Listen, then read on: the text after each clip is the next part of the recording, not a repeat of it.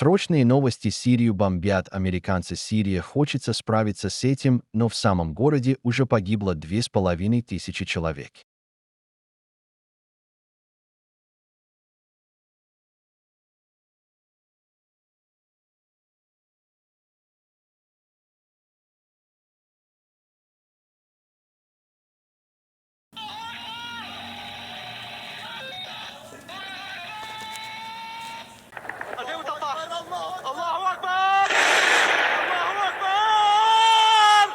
Что вы сообщаете о новости?